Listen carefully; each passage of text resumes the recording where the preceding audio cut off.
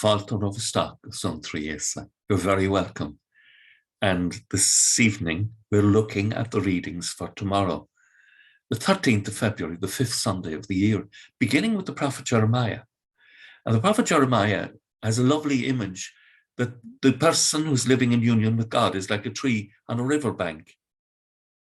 The tree need never be concerned because it will always have a supply of the freshest of water and will always be fruitful. Psalm 1 picks up the same theme. And then the wonderful second reading tomorrow from the first letter to the Corinthians, chapter 15, where Paul talks about, but Christ is risen from the dead. And he uses a lovely expression. He says, he is the first fruits, the céad tora, the muinter atá na colla. He's the first fruits of those who have fallen asleep. And that we are destined to join him. He's the first fruits, but where he's gone, we shall follow. The gospel tomorrow is taken from St. Luke, and it is St. Luke's special vision of the Beatitudes.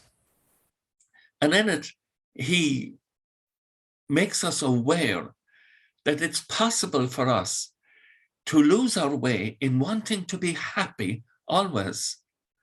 So he has a very interesting way of challenging us. And St. Francis de Sales used to say that for us, perfection and happiness is that we're doing the will of our Father in heaven. And the Beatitudes challenge us not to be the sort of person who wants just, I want to have a party and I don't want to hear any good news. I don't want to be concerned for anybody else. I've loads of money. I look after myself. No. Christ is saying to us, you are blessed if you are poor and you have an awareness of your own poverty and you have an awareness of the poverty of others around you, because then you have an awareness of what God is asking you to do to help and to intercede, to pray, to help your fellow man. And happy are you who experience something of hunger. You will be able to identify with the hungry and go and help them. And happy are you when you have the experience of what it is to weep, because you will be able to comfort those who are weeping. The person who wants just to have a wonderful life altogether and that life should be one great party has no ability to identify with the needs of others.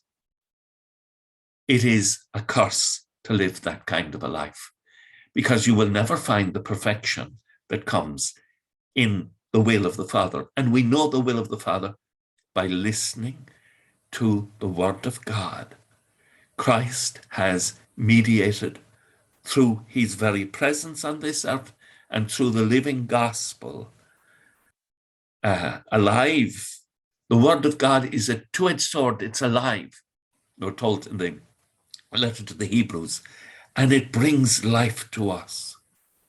With thoughts such as these, let us go to our beds this evening and let us do so with a sense of excitement and look forward to the adventure of tomorrow, the 5th Sunday of the year, and that you and I will live out tomorrow the praise of God in the community. I hope you've a good night's rest, Kalasav, and that we'll wake in the morning early with the praise of God on our hearts and on our lips. Until we meet again, Slán go fóill. Bye for now.